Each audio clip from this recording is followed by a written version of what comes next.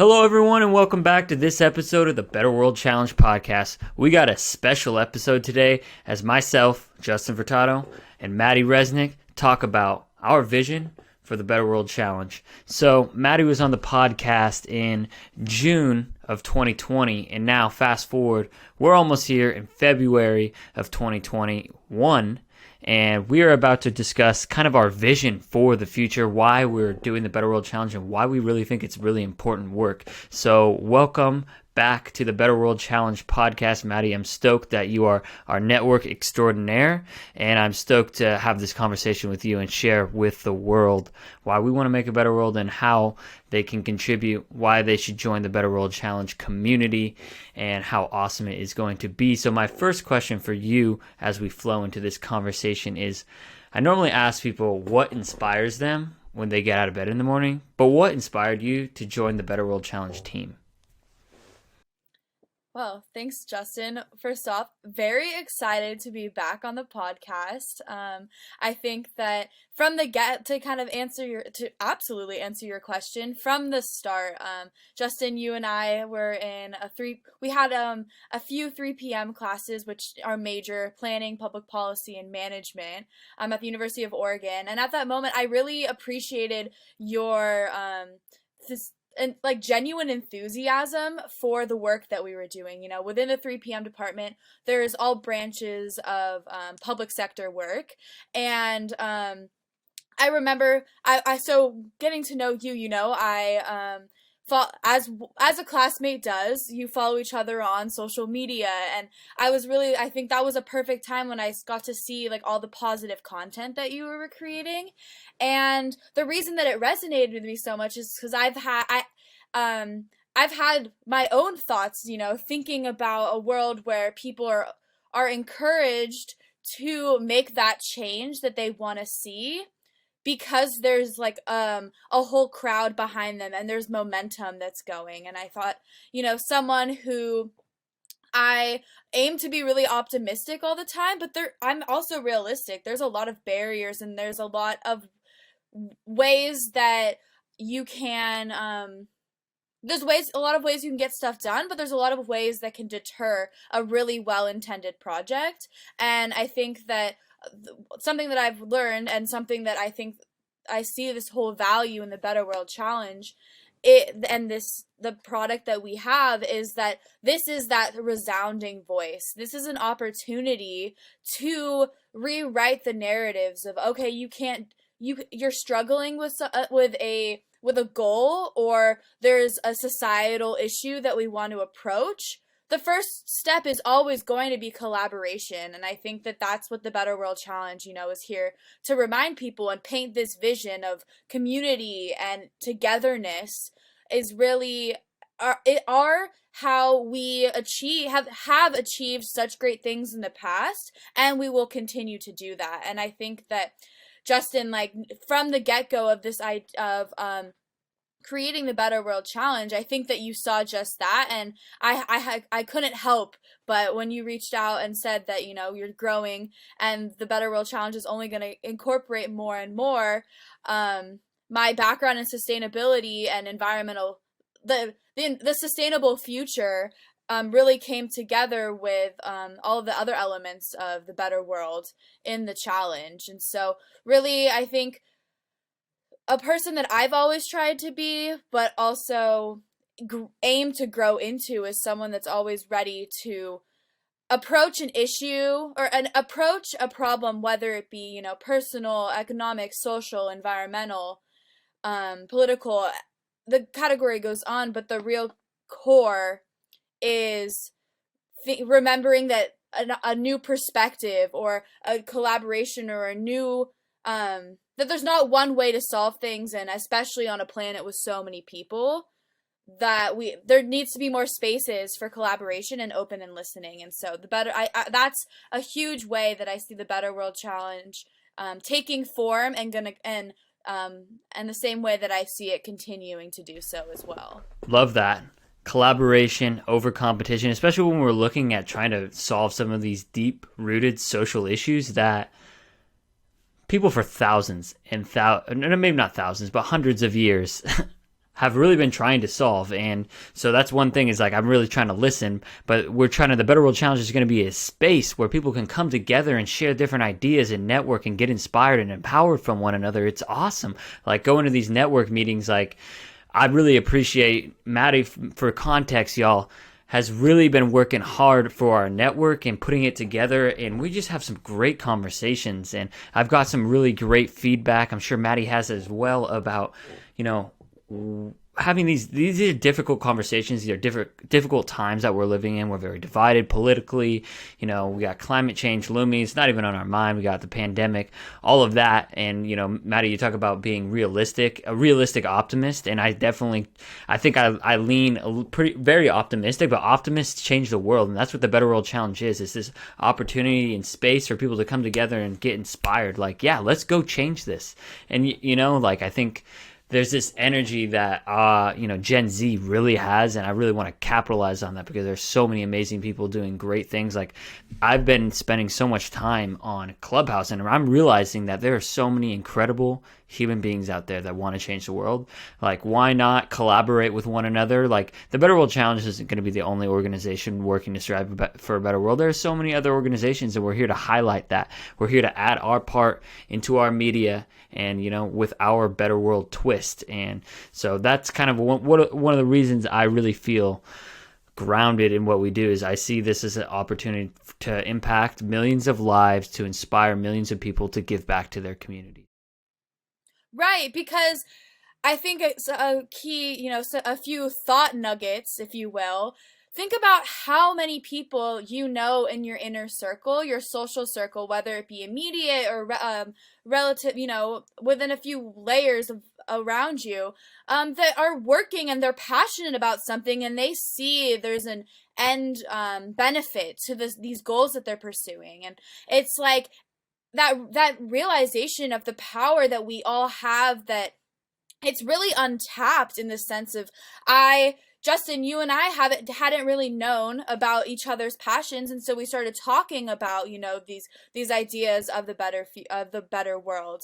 And I think that is a very key piece of why the Better World Challenge is something we're all used to, but we need more than ever. The structure that we come in and facilitating these conversations, because especially you were saying we were talking about Gen Z, and think about it. Something I think about all the time, and is the fact that we've grown up constantly plugged in with the ability to talk to each other nonstop. There's these, and when we're not actively talking to each other, there's an intermediate thing called social media that's always there to interact with, and always something to create these conversations. But I think something that I have, I really consider how that affects me as a human being, because the cave people didn't have social media. So it's like, how has the social dynamics changed? And I think that we all talk about technology's huge potential to connect us, but I've never seen a uniting of us.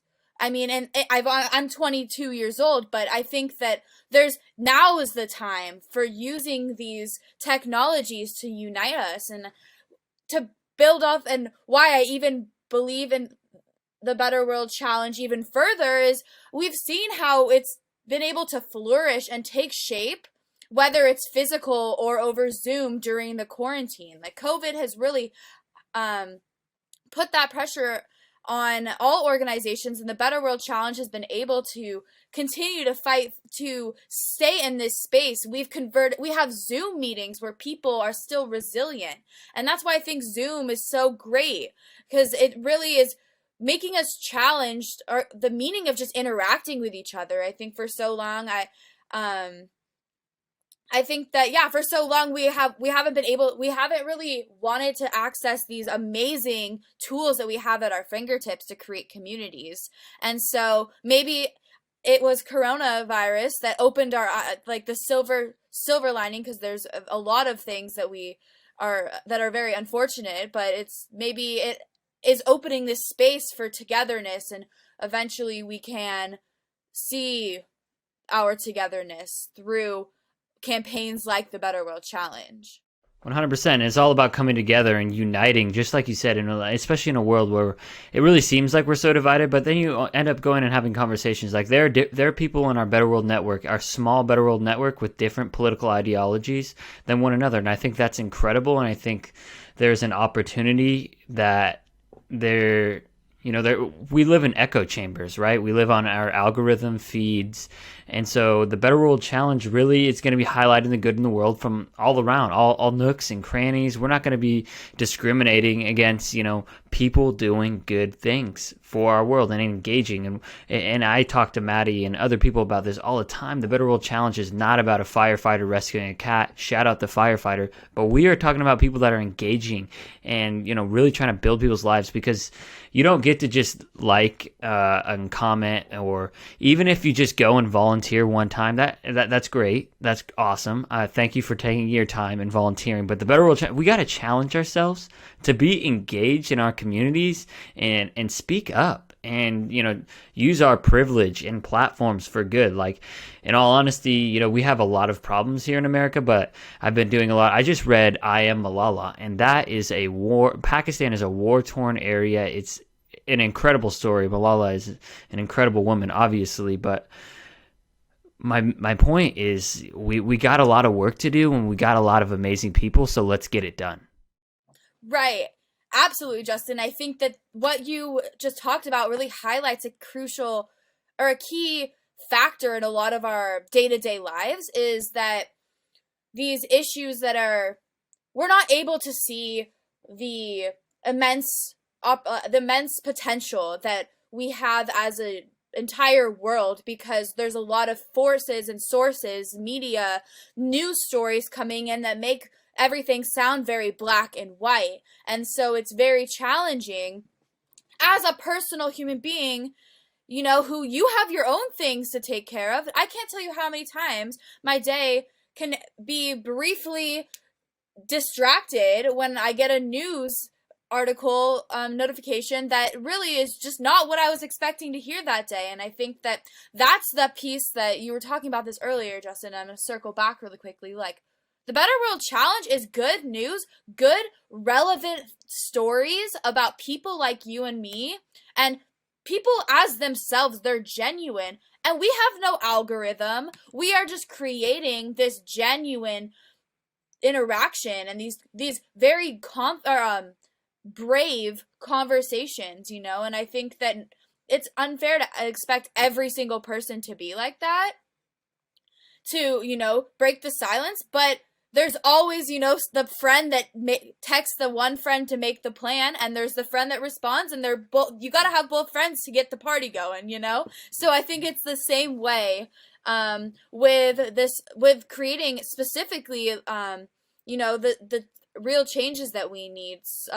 Personally, I think, Justin, you align as well. I'm very passionate about environmental and social justice, and not necessarily my expertise, and not that I have, I'm building my expertise, but I'm really focusing on creating these spaces that are equitable and environmentally just. Not necessarily, I have the most respect for those who are continue fighting for justice, and so that's the piece that we need, both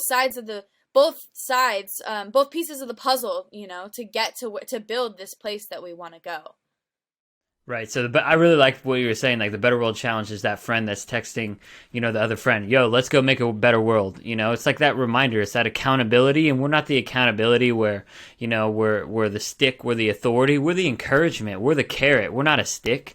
It actually feels good to give back to the world and want to make the world a better place and engage with your peers and have difficult conversations, because there are a lot of issues that aren't, you talk about it, they're not black and white. And that's what the Better World Challenge is here for. It's to highlight different ideas, different stories, different ways that we can work together towards social justice in a more equitable world where, there aren't people being shot by the police. That's not a world that I want to live in. The Better World Challenge to me is a world where no matter what your skin color is, no matter what your gender identity is, no matter what your sexual orientation is, no matter if you're disabled or able-bodied, the list can go on, but you belong and you feel good about yourself. And that's what I was thinking about. Like, you have to feel good about yourself. That's what I really want to see, is like people believing in themselves that they can make change. And that's really what I want with the Better World Challenge. And as we wrap up here, Maddie, are there a few things that you want some of our listeners, some of the people you want to join our community?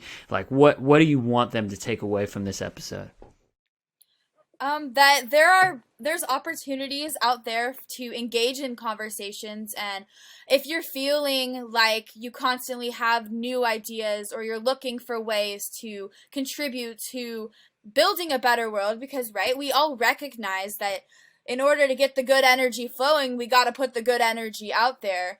And the Better World Challenge is a space, whether you're engaging with the challenges or our conversations in our network meetings, or you choose to engage with the themes that we talk about, it's important to realize that there's a lot of stuff going on in the world. So the fact that you are passionate, nurture that compassionate, nurture that want to continue to give back. Or if you're in a position where you need help, that people are going to come there, and help you. And so I think that those are the kinds of people that we want to come. And anyone, I think that the more and more that we have people just realizing that we have more commonalities than not, we can at least start and have these conversations.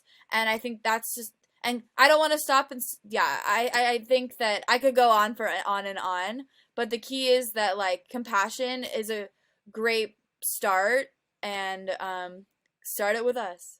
Started with us, absolutely. And I think you bring up a really important thing where, you have this passion, this compassion for an organization, a group of people, this social issue. But also, I want to invite you, if you don't have the passion, if you're searching, you want to make a difference in the world, but you don't know where to do it. That's why you come to us. You listen to the podcast, you listen to these people making a lot of changes, and you're like, okay, that could be cool. You go try it out. Oh, maybe that's not for me. Maybe, working at the Boys and Girls Club isn't for me. But that's great. You're going out there, you're learning. And the Gen Z, we're in discovery mode. We're only, we're young. We got plenty of time. And so come discover how to build a better world and really empower the next generation. And we're going to change the world together. So thank you, Maddie, for coming back on the podcast. It was awesome. And thank you all for listening. It'd mean a lot to me if you left a review on Apple Podcasts, because that's one of the best ways to grow. Subscribe to our YouTube channel. Make sure you follow us on Spotify. Check out our website, thebetterworldchallenge.com, if you want to know more.